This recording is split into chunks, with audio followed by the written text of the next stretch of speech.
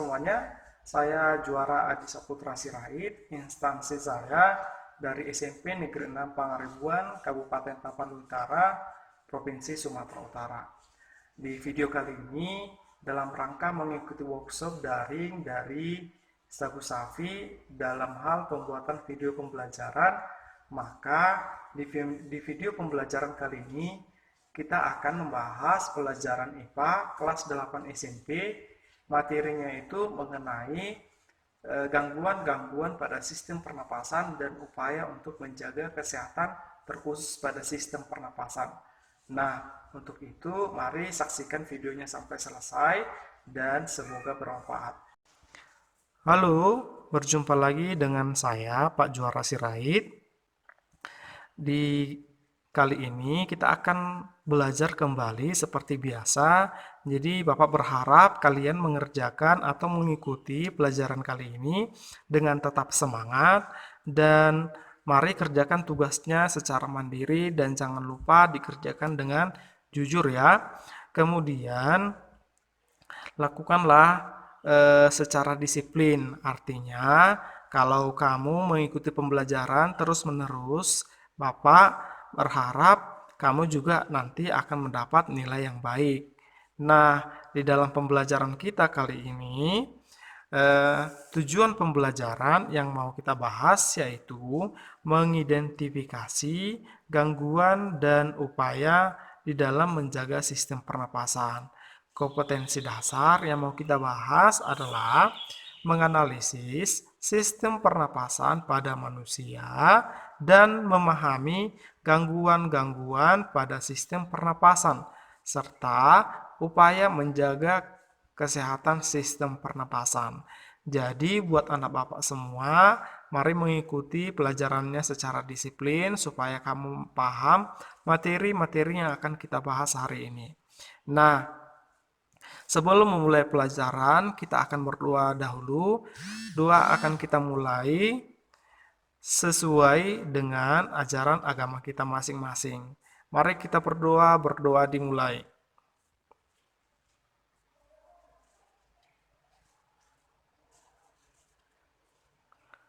Amin. Nah, Bapak berharap pertemuan kita kali ini semua masuk ya, tidak ada yang tidak masuk. Artinya semua tetap dalam keadaan sehat, tidak ada yang sakit, supaya semuanya bisa mengikuti pembelajaran kita hari ini. Halo semuanya, selamat pagi. Saya Pak Juara Sirait. Kali ini kita akan membahas materi pelajaran IPA kelas 8 SMP, yaitu materinya tentang gangguan pada sistem pernapasan. Jadi buat kamu yang masih belajar dari rumah atau melakukan pembelajaran daring, silahkan simak videonya sampai selesai ya. Dan semoga bermanfaat, tetap semangat. Sekarang kita akan belajar mengenai yang namanya gangguan pada sistem pernapasan. Oke, gangguan pada sistem pernapasan yang pertama itu adalah pilek. Jadi pilek itu sering disebut dengan salesma. Salesma itu merupakan gangguan pada rongga hidung yang disebabkan oleh infeksi virus. Jadi virus pada yang menyebabkan pilek itu biasanya ada banyak ya, ada sekitar 300 jenis virus yang menyebabkan pilek. Oke, penyebab utama dari pilek atau salesma adalah yang namanya rhinovirus ya. Ini dia bentuknya seperti ini, rhinovirus namanya ya.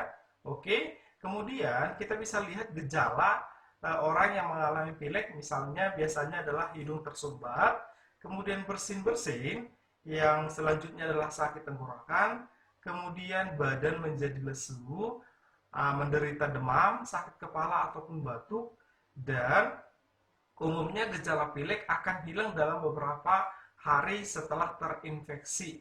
Akan hilang setelah beberapa hari.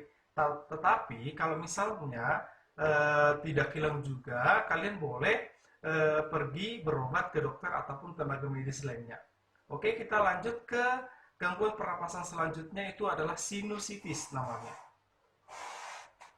Sinusitis merupakan gangguan berupa peradangan pada bagian sinus paranasal akibat infeksi kuman seperti virus ataupun bakteri. Nah, sinus paranasal sendiri merupakan rongga pada tulang wajah yang berada dekat hidung atau sering disebut dengan nasal. Oke, gejala sinusitis bisa kita lihatkan misalnya hidung tersumbat, bersin-bersin juga, kemudian sakit tenggorokan, badan menjadi lesu, demam, sakit kepala ataupun batuk, kemudian nyeri pada wajah ataupun telinga. Oke, kemudian penyakit yang orang yang menderita sinusitis juga sering sakit gigi. Oke, kita ke penyakit atau gangguan selanjutnya itu adalah influenza. Influenza merupakan gangguan pada saluran pernapasan yang disebabkan oleh infeksi virus influenza. Jadi nama virus yang menyebabkan kita influenza adalah virus influenza. Oke, kira-kira seperti ini bentuk virusnya. Baik, akibat dari virus influenza ini akan menginfeksi hidung atau saluran pernapasan yang pertama sekali dilalui oleh udara, yaitu hidung. Kemudian, karena hidung merupakan saluran pernapasan, maka secara otomatis juga akan menginfeksi namanya saluran pernapasan yang saya bilangkan tadi. Kemudian, saluran pernapasan ini bisa sampai ke tenggorokan ataupun ke paru-paru. Jadi bisa sampai menginfeksi tenggorokan ataupun paru-paru. Baik, influenza umumnya menyebabkan kondisi yang lebih berbahaya bagi tubuh. Oke, gejala influenza bisa kita lihatkan misalnya hidung tersumbat, sakit tenggorokan, kemudian badan menjadi lesu, demam, sakit kepala dan batuk, nyeri sendi dan juga kadang nyeri otot. Nyeri sendi dan kadang juga nyeri otot ya. Oke, baik, selanjutnya adalah difteri. Nah, ini dia. Ini yang termasuk penyakit yang berbahaya ya. Kenapa berbahaya? Saya bilangkan karena termasuk juga penyakit yang mudah tertular. Kita akan bahas difteri. Difteri merupakan gangguan saluran pernapasan yang disebabkan oleh infeksi bakteri. Jadi nama bakterinya itu Corynebacterium diphtheriae yang dapat terjadi di hidung, di faring ataupun di laring. Jadi bisa hidung, bisa menyerang faring juga ataupun laring. Jadi bakteri Corynebacterium diphtheriae ini menghasilkan racun. Racunnya ini mengakibatkan selaput pada jaringan yang di saluran pernapasan itu menjadi mati, lalu menumpuk di faring ataupun juga di tenggorokan. Ingat ya, laring ini bagian dari tenggorokan. Oke, makanya dibuat di sini dan juga tenggorokan.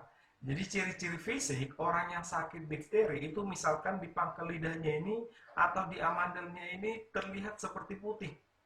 Ini dia sel-sel yang mati tadi yang dikatakan di sini. Jaringan pada saluran pernapasan menjadi mati.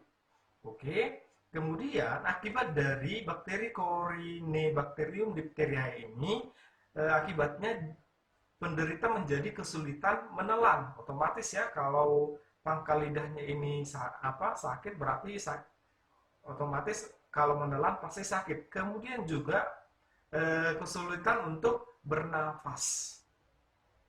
Baik, nah ini yang saya bilang tadi, difteri ini merupakan penyakit atau gangguan pada saluran pernapasan yang mudah tertular. Biasanya tertular itu ketika penderita bersin ataupun batuk, artinya melalui udara.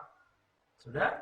Oke, kita ke gejala difteri. Gejalanya biasanya adalah adanya selaput putih keabu-abuan yang menutupi amandel. Itu yang saya katakan tadi, yang saya tunjukkan tadi di pangkal lidah atau di bagian amandel itu terlihat putih. Oke, kemudian sakit tenggorokan, sulit menelan, leher yang membengkak, sulit bernapas, menggigil. Nah, ini dia. Jadi yang penyakit difteri ini dia sering menggigil. Oke, baik. Kita lanjut ke pleuritis. Nah, ini dia. Pleuritis merupakan peradangan pada pleura. Di video sebelumnya kita sudah bahas apa itu pleura. Pleura ini adalah lapisan pada paru-paru. Ingat ya, lapisan pada paru-paru. Berarti pleuritis ini peradangan pada lapisan paru-paru yang disebabkan oleh infeksi virus, ataupun mikroorganisme, bisa berupa jamur ataupun bakteri. Oke, gejala pleuritis sendiri itu misalnya dada terasa sakit, kemudian sulit bernapas, sakit tenggorokan, batuk kering, sakit kepala, demam. Oke, kita ke kanker paru-paru. Nah, ini makin berbahaya, makin ke sininya penyakit yang langsung menderita ke paru-parunya sendiri, kanker paru-paru. Ya, kanker paru-paru merupakan kondisi ketika sel-sel yang menyusun paru-paru tumbuh dengan sangat cepat ataupun tidak terkontrol. Jadi saya buatkan gambar fisiknya paru-paru. Ini ada paru-paru kanan, ada paru-paru kiri. Yang paru-paru kanan ini adalah paru-paru yang terlihat sehat. Oke. Yang yang di sebelah kiri, paru-paru kiri, ini adalah paru-paru atau keadaan kanker paru-paru. Jadi sel-sel pada paru-paru ini membelah dengan sangat cepat dan tidak terkendali atau tidak terkontrol. Oke? Baik. Penyebabnya biasanya kalau penderitanya itu sering merokok. Nah, dari sini bisa kita ambil kesimpulan bahwa merokok itu ternyata dapat merusak kesehatan kita secara dan otomatis merusak sistem pernapasan kita. Oke, dan juga penyebab kedua ada polusi udara. Polusi udara ini bisa dari asap rokok juga, kemudian bisa dari debu ataupun bisa dari asap pabrik. Kemudian yang ketiga penyebabnya adalah genetik. Genetik ini adalah pewarisan sifat. Berarti ada kemungkinan orang tuanya dulu mempunyai penyakit kanker paru-paru, jadi diturunkan kepada keturunannya. Oke, baik. Gejala paru-paru yang bisa kita lihat itu penderitanya sering batuk. Oke, kemudian batuk sambil berdarah atau mengeluarkan darah. Suaranya serak, sesak napas juga, kemudian tidak nafsu makan. Kalau tidak nafsu makan, otomatis dia akan menjadi lemas. Oke, sering rongga dadanya itu nyeri dan sakit kepala serta berat badannya drastis menurun. Oke, jadi kira-kira seperti itu gejala dari kanker paru-paru.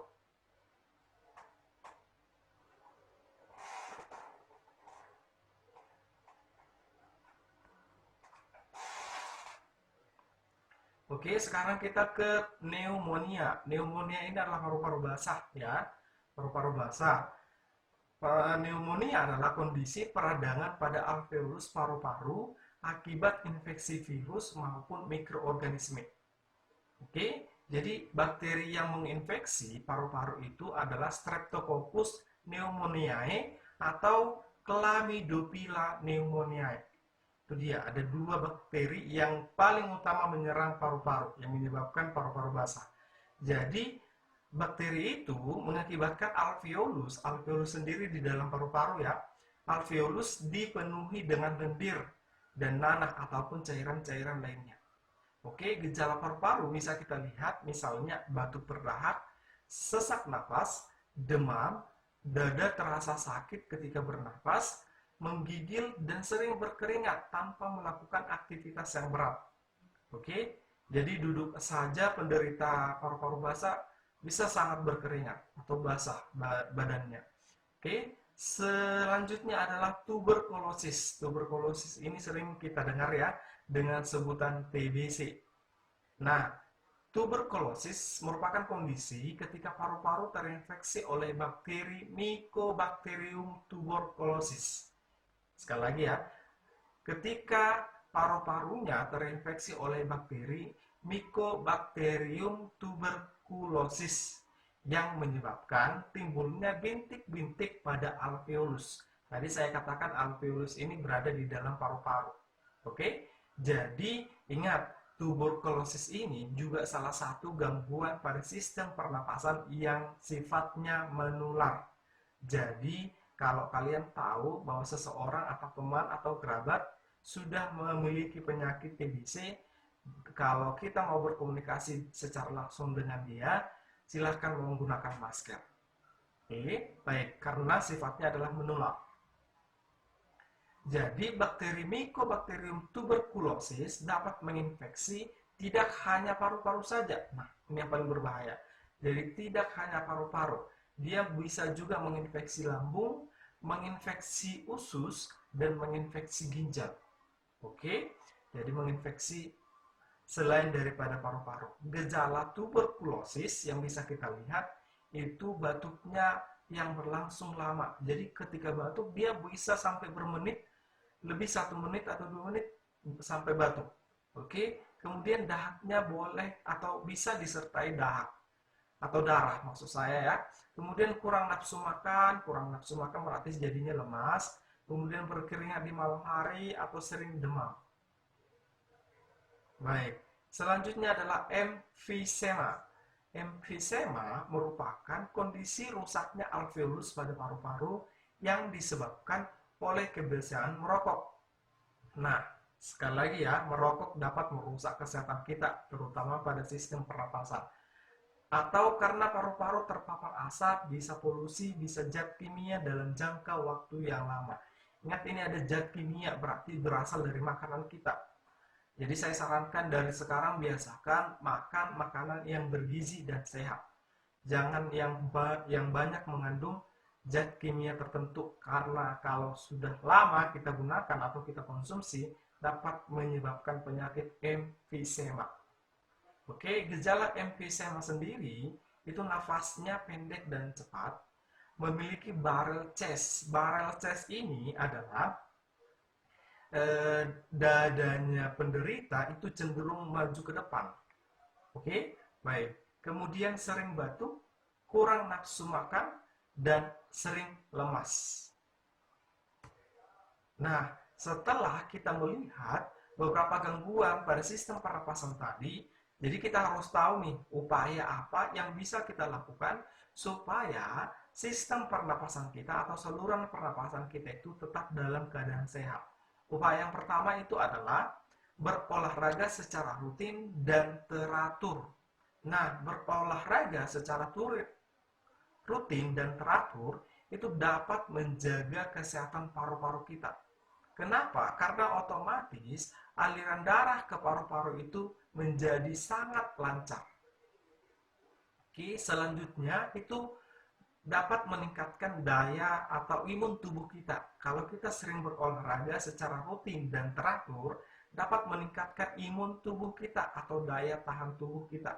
Artinya kalau meningkat daya tahan tubuh kita, maka kita akan jarang terkena penyakit atau terpapar virus ataupun bakteri ataupun jamur. Oke, upaya selanjutnya adalah mengkonsumsi makanan yang sehat dan bergizi. Ini dia tadi yang saya katakan, jangan sering makan makanan yang mengandung bahan kimia dan berlangsung secara lama, tetapi mengkonsumsi makanan yang sehat dan bergizi.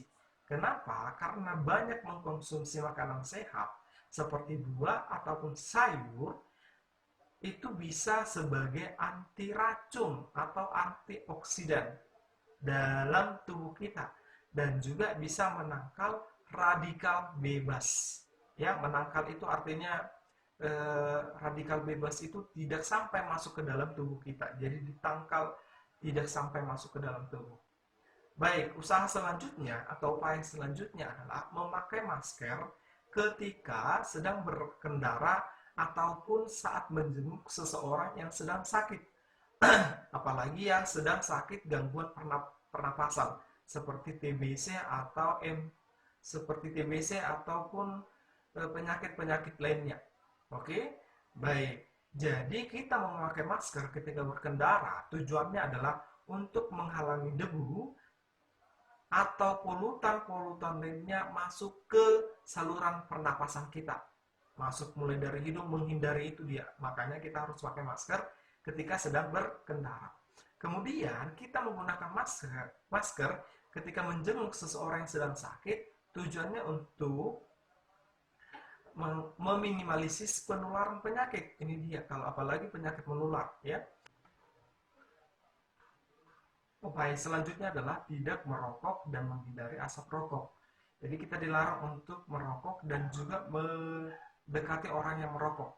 Sudah, karena kegiatan ini dapat merusak fungsi dari paru-paru kita sendiri. Jadi merokok juga menimbulkan gangguan atau penyakit serius dalam sistem pernapasan.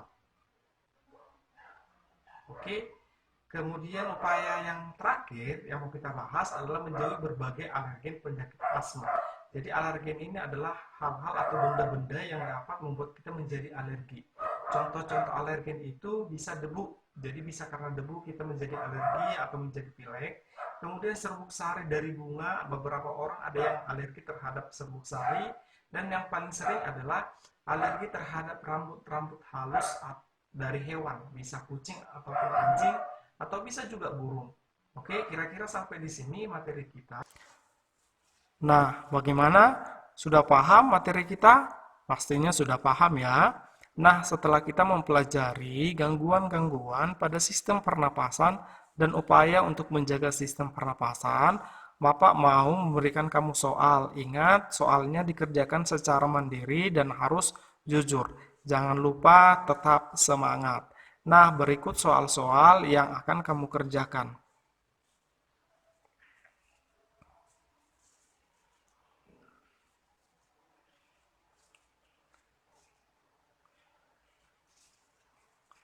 Setelah soal yang kamu kerjakan itu, kamu kerjakan secara mandiri dan harus jujur. Sekarang Bapak mau bertanya, bagaimana perasaan kamu ketika mengikuti pembelajaran hari ini?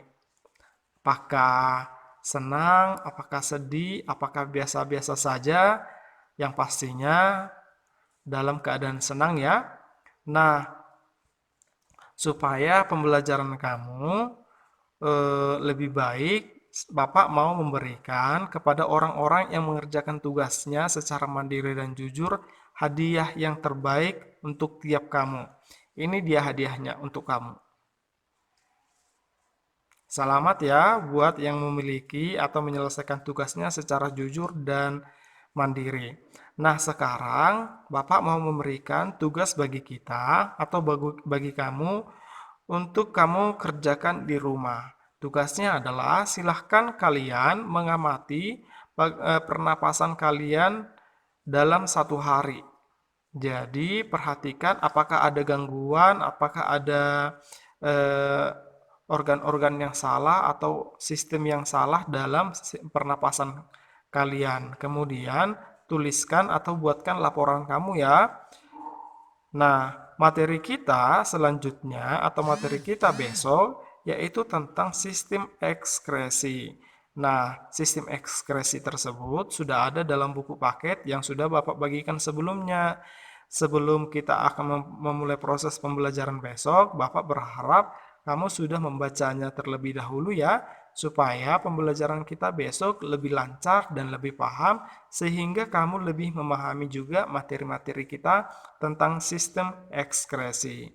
Nah, pembelajaran hari ini akan kita selesaikan dengan ditutup dengan doa. Mari kita berdoa sesuai dengan ajaran kita, ajaran agama kita masing-masing. Berdoa dimulai.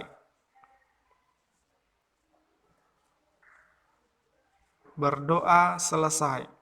Terima kasih buat pembelajaran kita hari ini. Tetap semangat, tetap menjaga kesehatan, dan tetap lakukan protokol kesehatan seperti 3M, mencuci tangan dengan sabun di air yang mengalir, kemudian memakai masker apabila kamu pergi keluar, kemudian yang terakhir adalah menjauhi kerumunan.